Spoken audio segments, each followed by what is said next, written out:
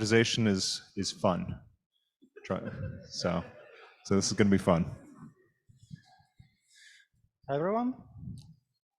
All right, so give a few people a few seconds to settle down and the lights to come down low. And all right, so please welcome Stanislav.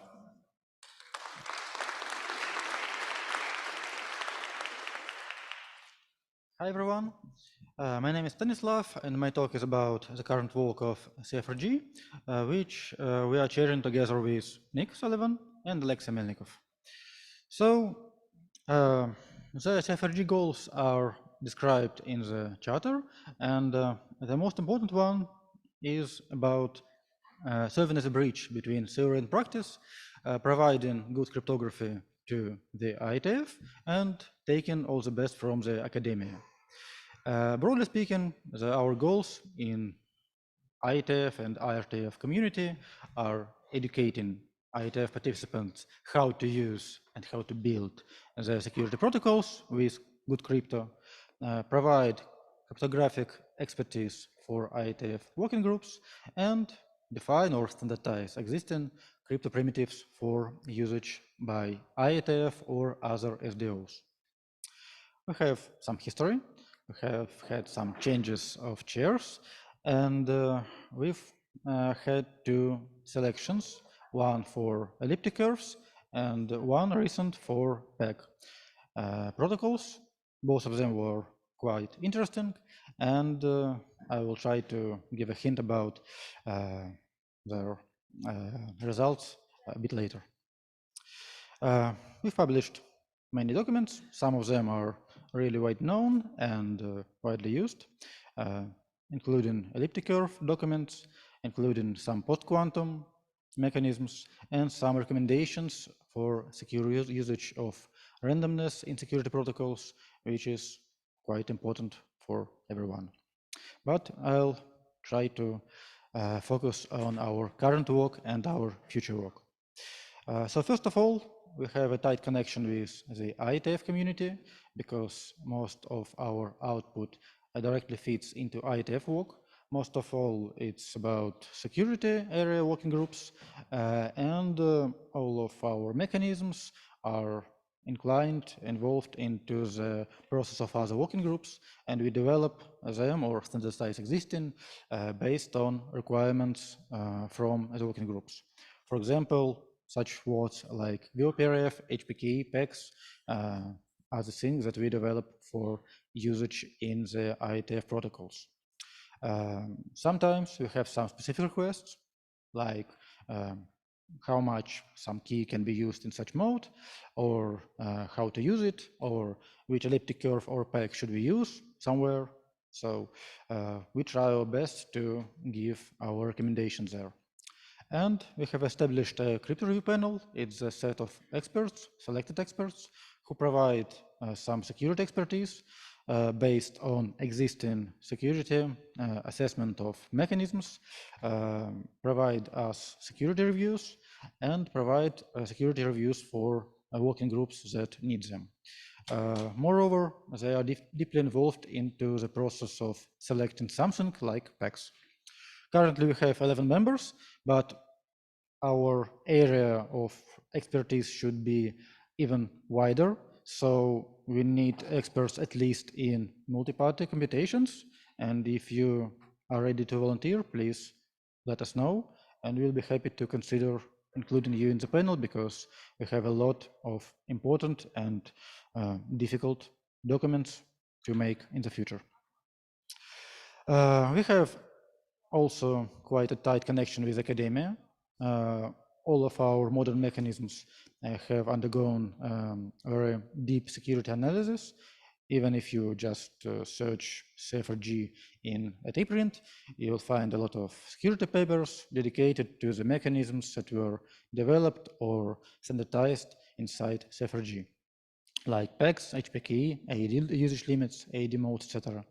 And every time when some new item is proposed, we require the author to present the results about security assessment. And when a document is developed inside CFRG, new security results are always presented at CFRG meetings. And when we have crypto review panel expertise going on, they always assess the current state of security proof, security assessment of all mechanisms. There is a pain point, an obvious pain point, that we are not as quick as someone may want because cryptography is hard, and we try to assess mechanisms as good as we and our experts can. So we try to have enough opinions, some deep research, so some things could be recommended from our group a little slower than maybe would be happy for the ITF. We have some differences and similarities between CFRG and other SDOs. An example of ISO Working Group 2 of Subcommittee 27, I would like to underline some of them. So I would say that one of the most important audience for ISO drafts, ISO standards, sorry, is regulatory bodies seeking for guidance for their areas, some industry-specific bodies that seek for mechanisms that are standardized all over the world. And the most important audience for us, for CFRG, are the protocol designers who try to choose the best possible mechanisms for the protocols, for example, TLS, and implementers of that crypto who want to make it as secure as possible in the end implementations, because all of us want their crypto to be properly implemented, including all stuff with PRNG, etc. We don't have any strict requirements about maturity of mechanisms. Unlike ISO, you can bring something new to the CFRG if it is well studied, if it has some deep research, and we will be happy to discuss it. And we don't need you to be standardized for 3 years or more on the national level, like in ISO. The main focus of our documents is absence of any ambiguity. So the documents must be ready for implementers to do everything right. And of course, we have one main similarity with any other SDO making use of something with security.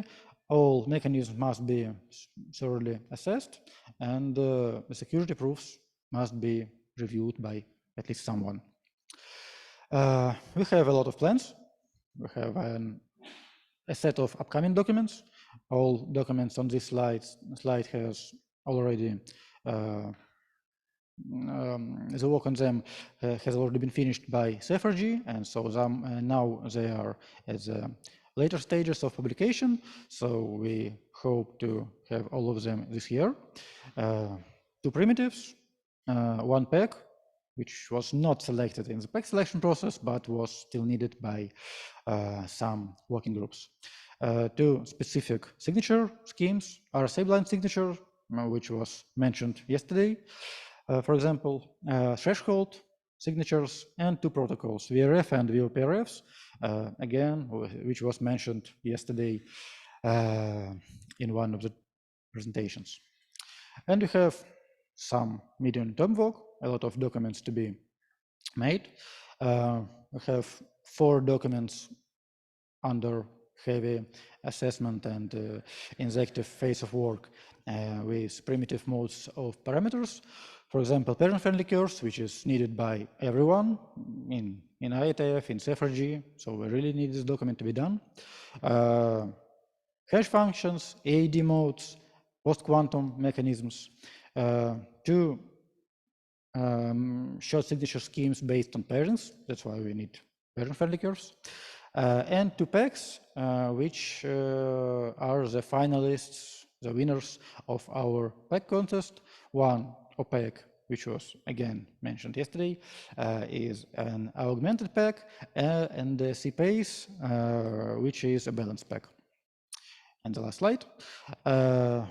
two important privacy preserving protocols, documents, key blinding, which is more or less ready to be published now, as I think, and VDFs. We have two important drafts about recommendations of usage of AADs.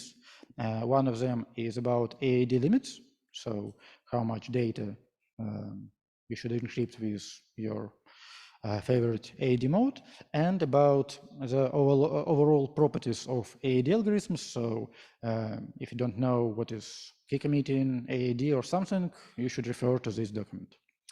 And two drafts that are dedicated to making the implementation of crypto even more secure, using some determinization or including some additional randomness in the process. And we hope to finish them this year or the next year.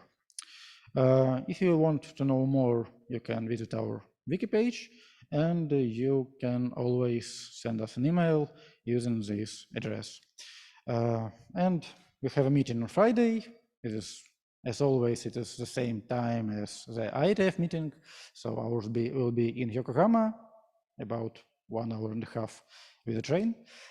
So please feel free to come and just register to the meeting of ITF meeting. And we always have a lot of work to do and a lot of documents to review.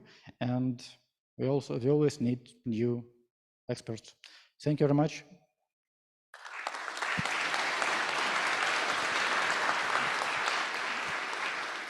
All right, thanks, Stanislav. Any questions? If not, let's see, give people a second. Yes, no? Okay. Well, thanks again, and let's invite the next speaker up.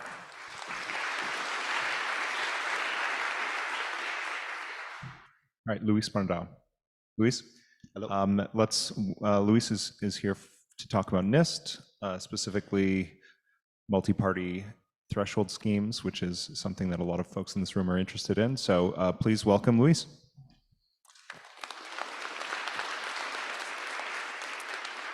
Hello, everyone. A pleasure to be here. Thank you, Nick, and the organizers for inviting. Thank you, everyone, for sticking around till the last talk. I'm at NIST as a contractor from Certivia, and I'm here to talk about a call on threshold schemes.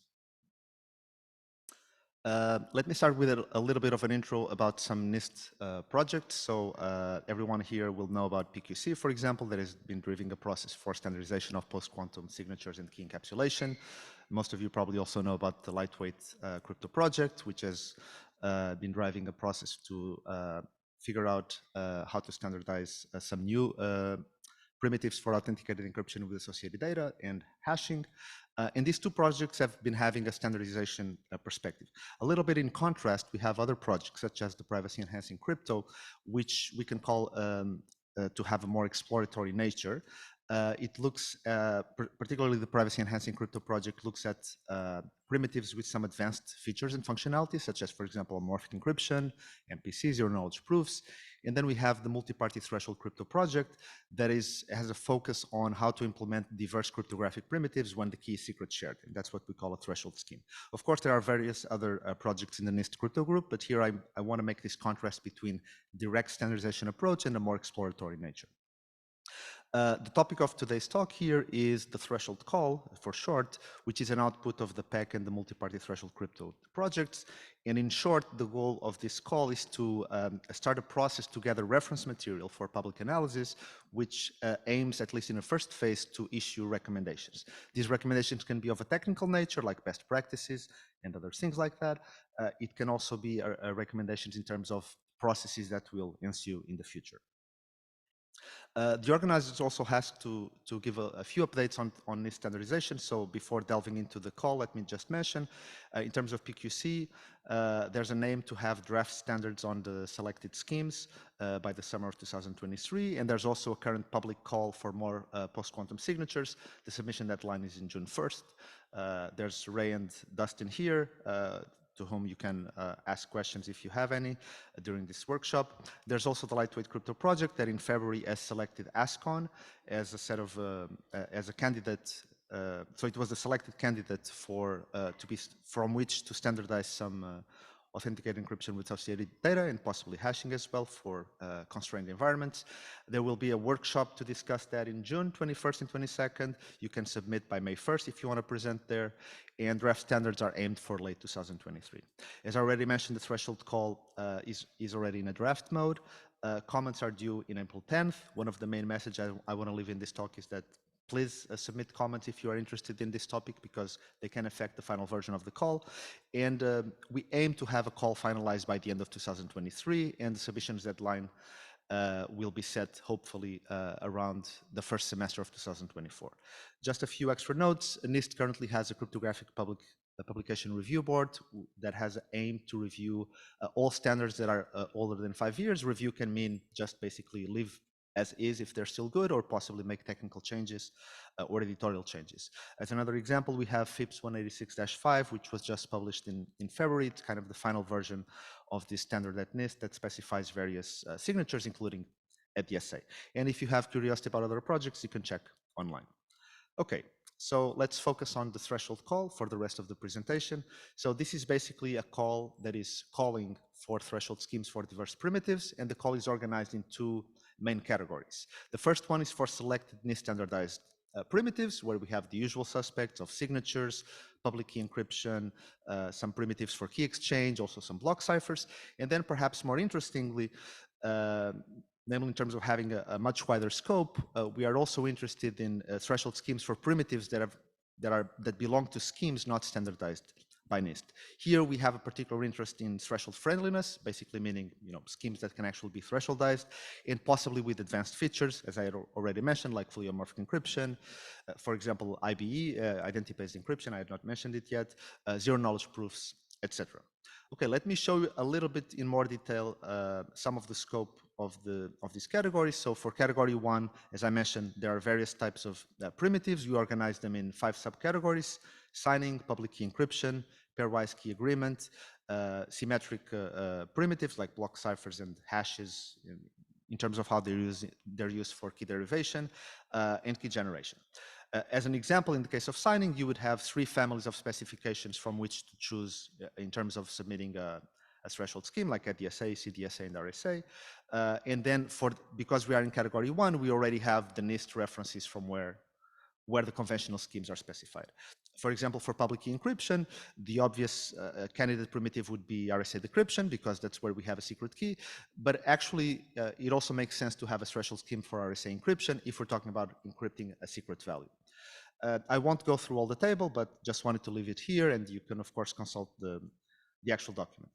A little more interested in talking about category 2. So we have within it a subcategory mapping each of the previous subcategories in category 1. So again, signing, PKE, key agreement, symmetric primitives, and key generation.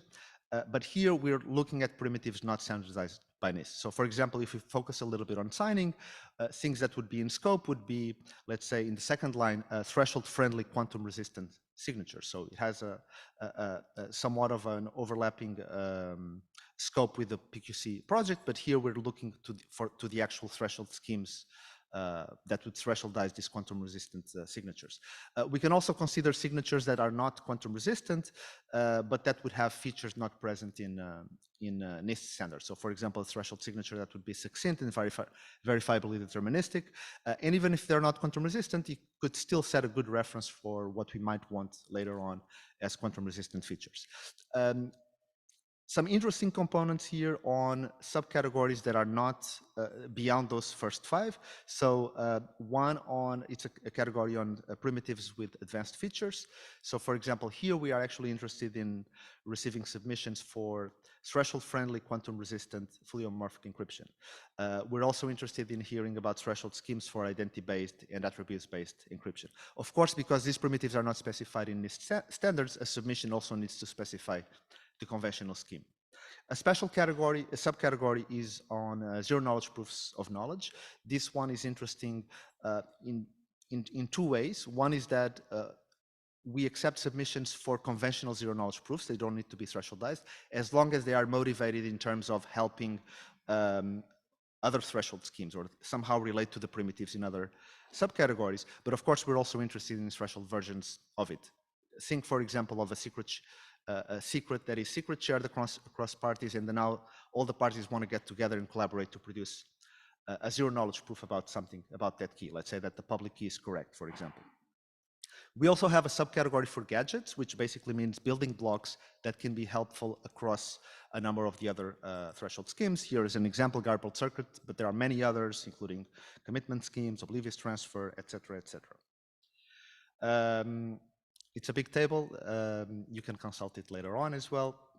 Now, I really want to take the opportunity here to mention what is the kind of interaction that we're looking for to have from the community, in particular because the only way that this project can move forward successfully is with interaction from the community. So we have 3 particular phases. One of them is about feedback, and the first opportunity for feedback is within 2 weeks.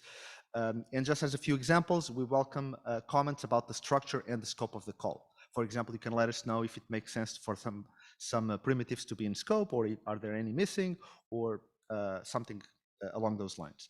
It would be interesting to hear about your ideas on compatibility or incompatibility between quantum resistance, threshold friendliness, and other advanced features.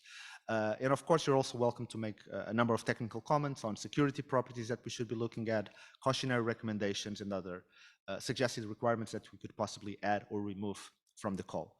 Then eventually we will have a second phase for concrete submissions. Submissions are specified in the call. They have a structure.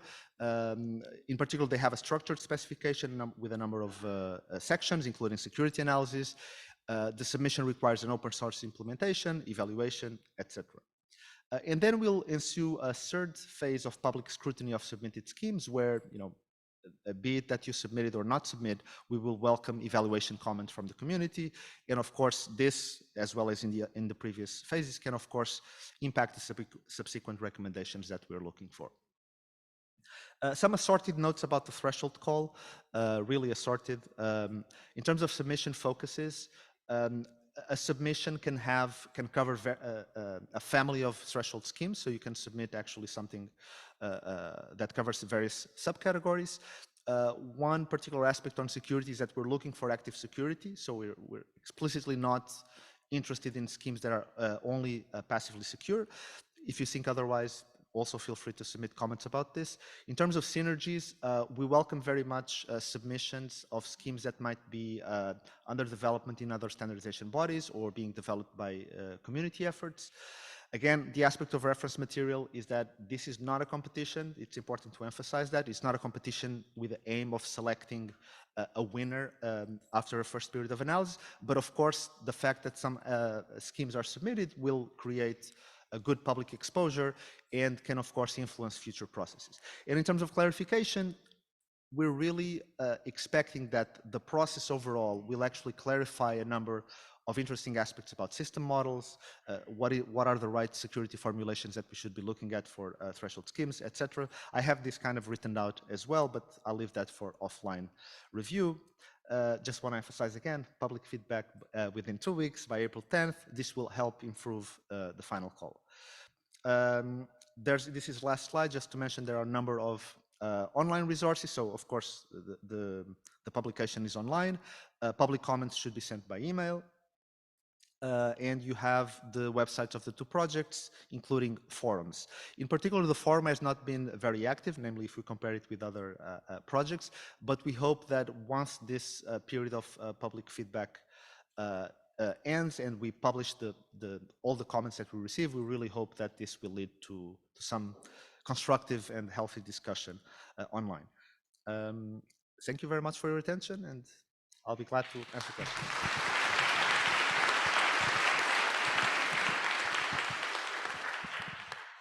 All right, anybody brave enough to ask a question before the end of the day? If not, another thanks for Luis, and thanks to all the other speakers today, and we'll see you tomorrow, Real World Crypto.